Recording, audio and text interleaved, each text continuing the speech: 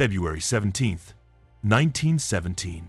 The North Atlantic, roughly 100 miles southwest of Queenstown, Ireland. A shabby-looking British tramp steamer, flying no naval markings and carrying nothing that would draw a second glance from a hunting submarine, spots a torpedo track cutting through the water toward her. Her captain does not order full speed away. He orders the helm turn so the torpedo strikes home. The explosion tears open her engine room, kills several of her crew outright, and leaves her listing and taking on water. A boat full of sailors scrambles off her deck in apparent panic, rowing away in visible disorder, exactly as if the ship has been abandoned. It is a lie.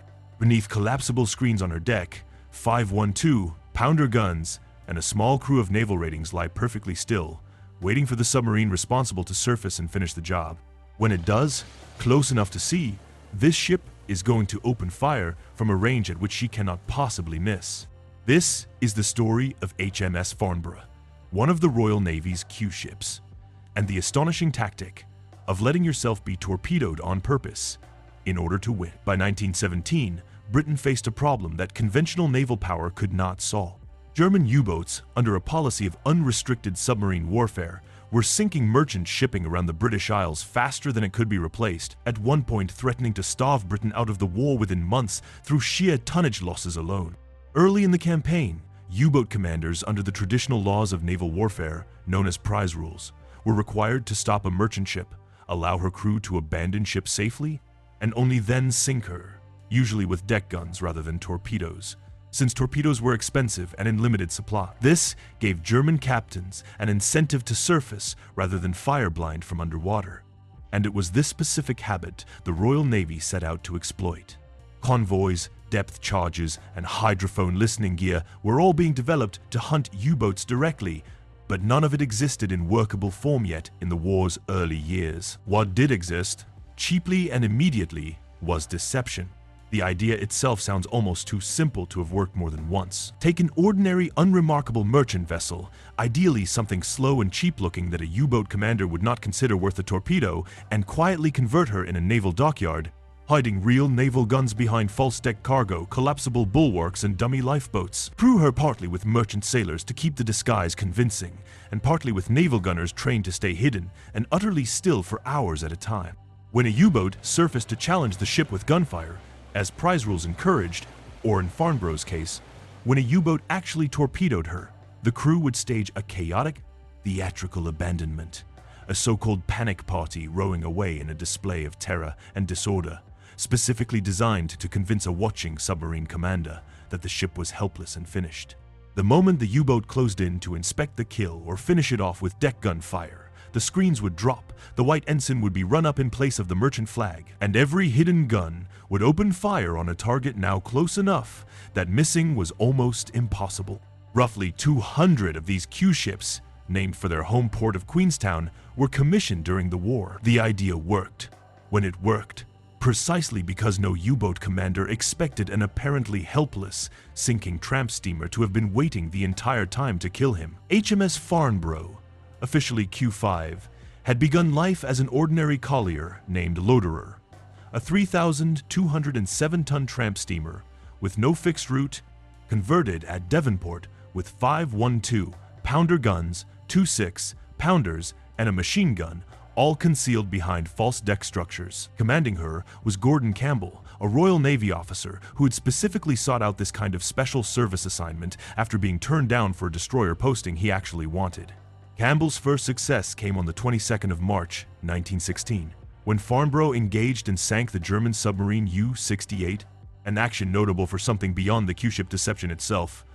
It involved one of the first successful uses of the depth charge in naval combat, a weapon still in its infancy at that point in the war. Campbell was awarded the Distinguished Service Order and jumped over the heads of more senior officers to command rank.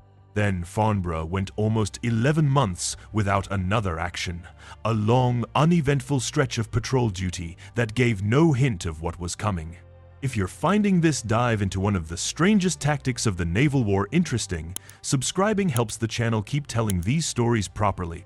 By February 1917, Campbell had concluded that U-boat commanders were growing more cautious, firing torpedoes from greater range rather than surfacing to challenge a ship with gunfire, which meant the traditional Q-ship trick of waiting to be gunned might never get the chance to work again. His solution was to deliberately increase the risk to his own ship. Campbell decided that if a U-boat fired a torpedo at Farnborough from a distance, rather than trying to evade it in the normal way, he would steer directly into its path and let it hit, gambling that a genuinely torpedoed, visibly sinking ship would draw a curious or cautious U-boat commander to the surface to observe the results, close enough for Farnborough's hidden guns to finish the job. On the 17th of February, returning to Queenstown after days of rough weather, a lookout spotted a torpedo track fired from a cautious distance by U-83 under Captain Lieutenant Bruno Hoppy. Campbell altered course to ensure the impact, and the torpedo struck Farnborough aft, near the engine room bulkhead, killing crew members instantly and flooding the compartment. The panic party went over the side in what was by design a chaotic, unconvincing-looking scramble into the lifeboats, rowing clear while Farnborough sat low in the water, apparently abandoned and finished. U-83 did not immediately surface, clearly wary after the loss of U-68 the previous year, and for a tense stretch of time it was not certain the ruse would draw the submarine in at all. Eventually, U-83 surfaced and closed to within roughly 100 yards of the stricken Collier to confirm the kill, at almost point-blank range for Farnborough's concealed battery. Campbell gave the order to open fire. In the space of a few minutes, Farnborough's gunners put the overwhelming majority of 45 rapidly fired shells directly into the submarine, and U-83 went down with almost her entire crew. Farnborough herself, however, was now genuinely sinking, badly damaged by the torpedo hit she had deliberately absorbed, listing nearly 20 degrees with several feet of water in her hull.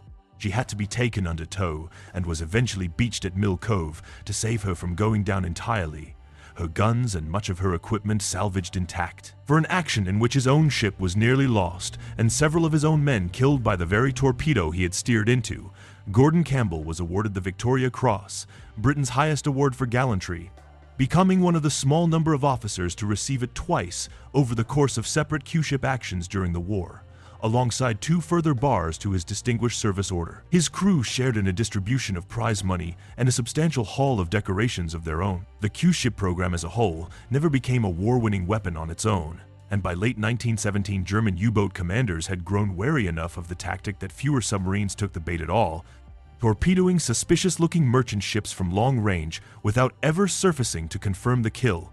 Precisely the caution Campbell had been trying to overcome with Farnborough in the first place.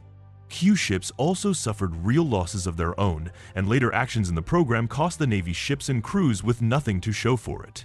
But the psychological effect on U-boat crews was real and lasting.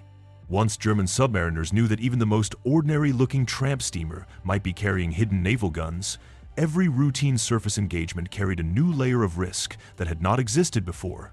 And that hesitation alone shifted the underwater war in ways depth charges and hydrophones would only later make permanent. There was nothing about Farnborough's specifications that explained what she accomplished.